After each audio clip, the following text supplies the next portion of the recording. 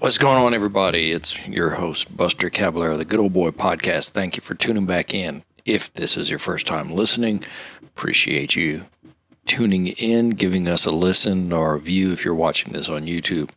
If you're one of my returning listeners, I really appreciate you coming back and listen to me ramble and discuss and think about the thoughts and what's going on. First of all, as we always do, guys, if you are stuck in life, maybe you have some dreams, some aspirations, you have something you want to get going, you want to accomplish, something that's bothering you, bugging you, gnawing at you, like, man, I really want to do this. How do I get started? You don't know how to get started. Give me a call. Go in the show notes. Click the link that says get on a form, 15-minute call.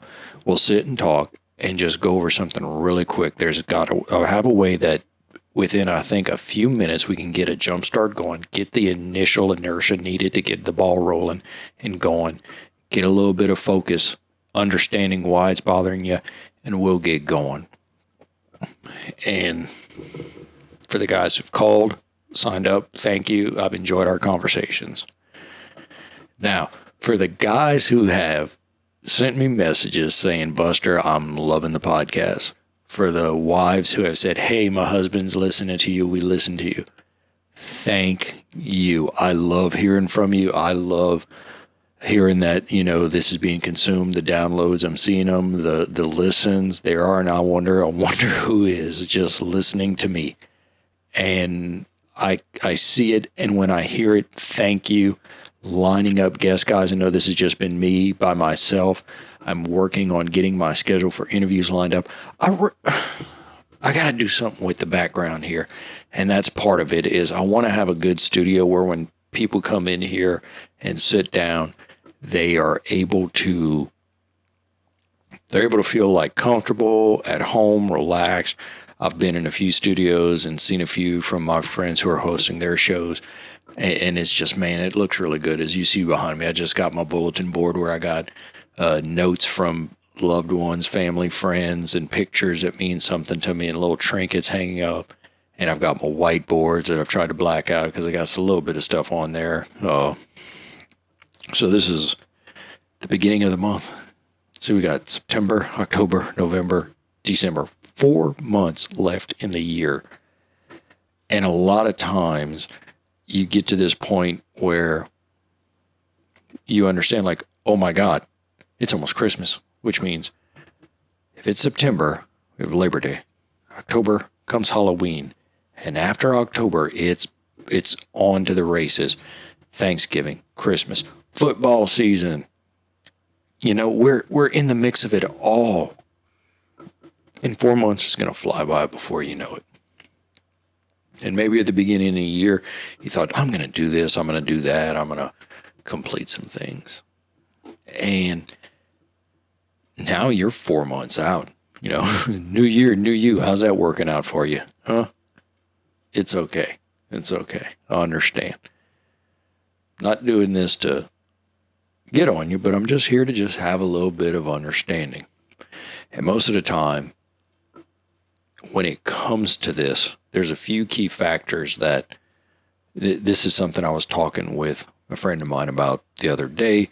We're talking about, I like to read. I'm still getting through my John Bevere book. I like to listen to podcasts. I like to study. I like to try and understand human nature. I like to consume knowledge. I like to consume information. I'm a learner. I love to learn. And one of the things that happens with this, which happens to a lot of people, is this formula that can get out of whack real simple, real easily. And before you know it, you're stuck in this problem. And the formula is the production consumption formula. Now, what this is you have really essentially what it boils down to two types of individuals. You have consumers and you have producers. And each one of these, while they are individual people, it is very tied into each other and what they do with each one of these traits. for example, take a dinner. Take a really good dinner when you go to a friend's house. You come to my house. Here's the way it goes. And I'm planning for Sunday. I'm cooking shrimp and grits. I can't wait. We're going to have Sunday dinner. The Tigers, LSU Tigers, are going to be playing Florida State. Going to have to watch that game. EA Sports. Shout out to my people. They know who they are. Hashtag EA Sports. And I'm going to be producing a meal.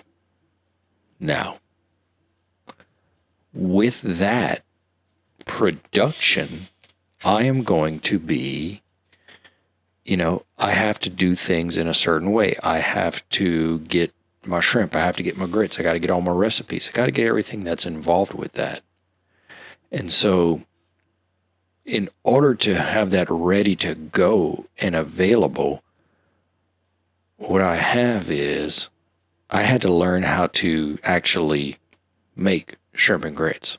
I had to consume the knowledge of what goes into this, what makes good grits, what makes a good shrimp, because I'm from Louisiana. I say I'm cooking shrimp and grits, people automatically assume it's in his blood. He'll do it. He should know how to do it already. Well, let me tell you, I had to study. I had to get bits and pieces. I had to learn, hey, where do I put my shrimp at? How do I cook that? How do I get my grits real good? In fact, my buddy Clint, his dad gave me the secret to really good grits. And when he told me, I was like, you joking? That? He goes, I ain't giving it to you now. You got to go learn for yourself. Send me a message. Send me a text message. I'll send you a recipe. Really, I'm not going to put it out on here. But that's the thing. I had to consume knowledge. I had to consume something that I would be able to produce later with. And right now, there is a significant problem with overconsumption. Are you consuming to consume, or are you consuming to actually take and produce something later?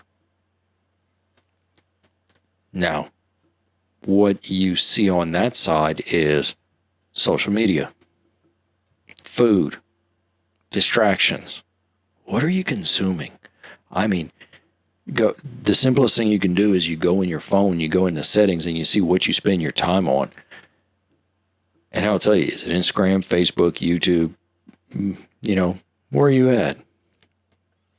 It's a conscious awareness of, are you consuming enough of what you need in certain amounts, in certain volumes, and able to produce what you need to produce to be able to deliver something else that someone else can consume and in turn produce off of. It's a chain of events. One consumes, they produce, another consumes what you produce, and then they go about and produce. It's a pretty good flywheel. If you can get in a group of guys that are doing that,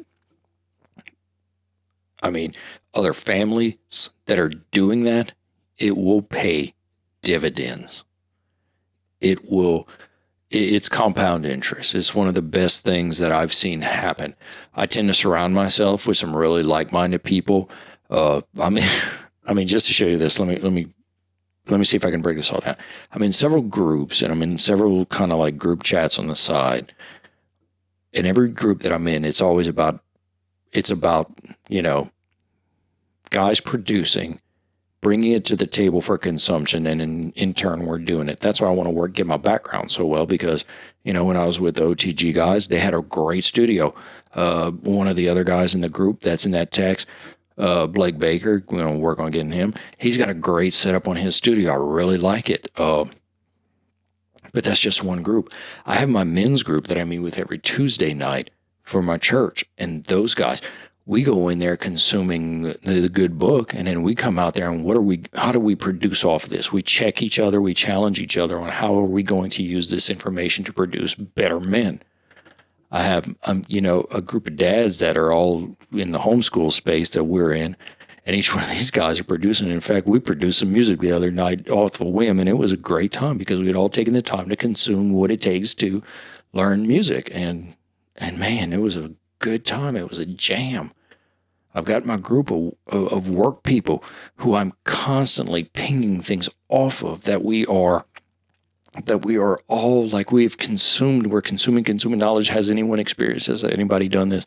And it's turned into something that's so amazing and so knowledgeable that I find that anytime I don't know how to produce the results that I'm trying to get, I have an availability in a network somewhere to consume knowledge or get pointed in a direction that I know I can get something approved.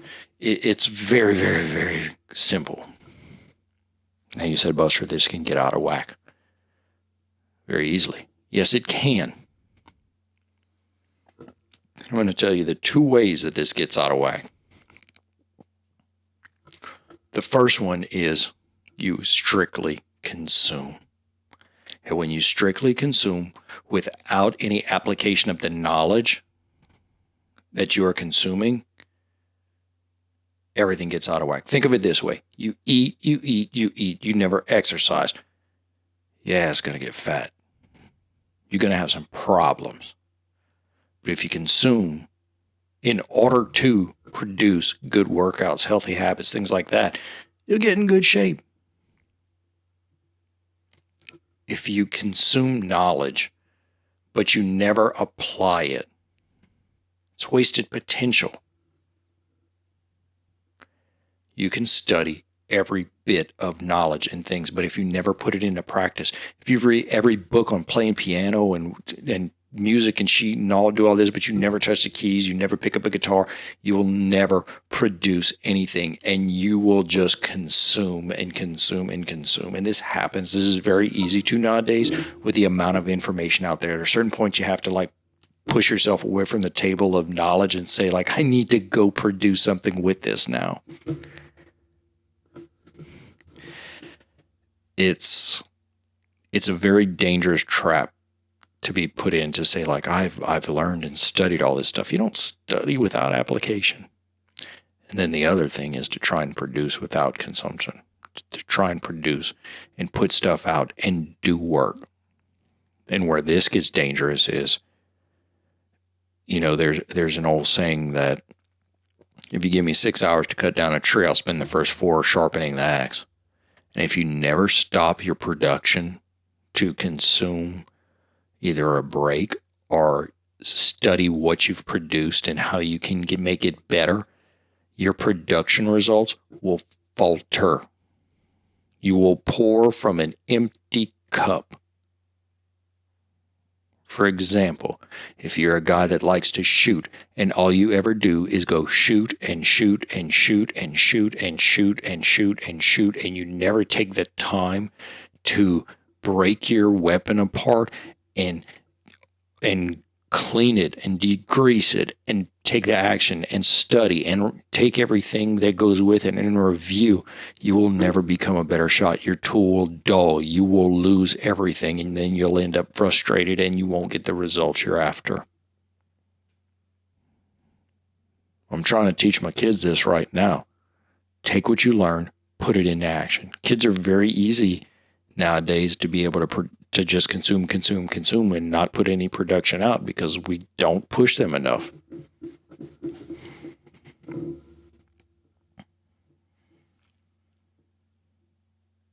And this is one of the things that can just get lazy. It can get difficult to get that ball rolling. But I do believe it's possible.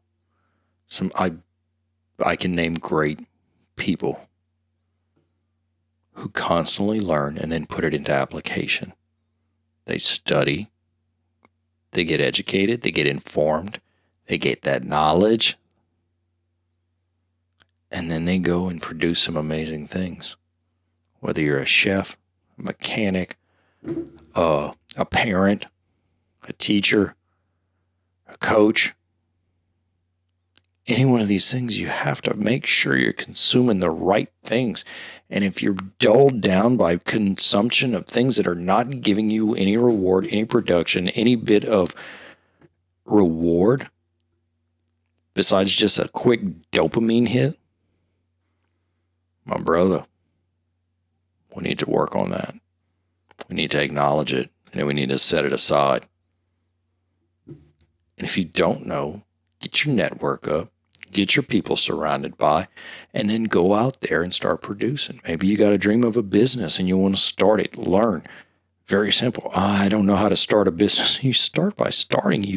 What do I need? I need a tax ID number. I need a Secretary of State filing. Call me if you want to start a business. I'll walk you through the first 10 steps you need to do. You know, whenever we first bought our Airbnb that we have, Yellow Door Properties, look it up. We had to learn. I had to start consuming amounts of information of like, what do I need to know about this? There was a whole new area that I had to go forward into and learn and study and be like, what is the cap rate? What is this? What is that? You know, what are the formulas? How do you judge this? And I was surrounded by some people who knew it and was willing to allow me to consume off of what they produced. And then in turn, I was able to, and our partners were able to. But it's this bit, you know, when I had, man, and we're lucky and we're very fortunate and we're blessed right now in the time that we live that there is so much information out there. And maybe like with this podcast, I love to consume. I love to have knowledge. I love to get better. I love to do that and then put that into practice. But at the same time, I like to share that knowledge. So I want to share what I've learned. I want to share what I've put forward to. I mean, I've read a ton of books that the biggest thing I've taken away is it might be little things that help out, but it's putting it into practice.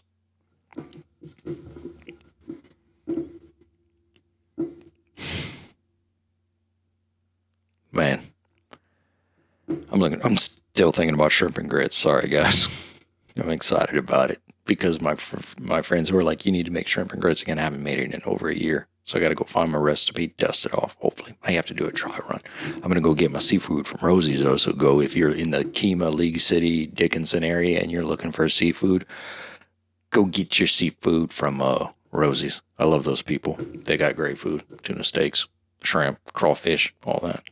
Right there in Seabrook, across the Kemah Bridge. You know. So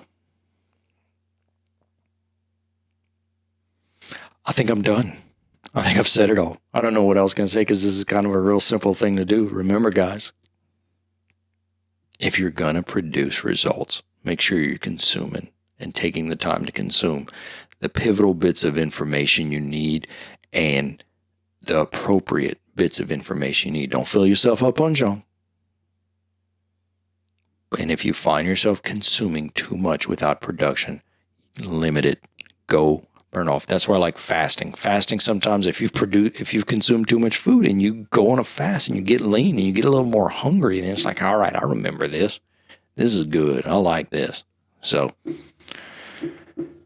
as always, guys, I hope you've enjoyed this. Please like, share, subscribe to the people who have been. I appreciate it. Once again, if you've come this far and listened, thank you so much. I'm going to be having some more guests on the show. I'm going to be coming down the pipe. I'm recording these. But as always, guys, I love y'all, and I'm praying for you. Have a good one.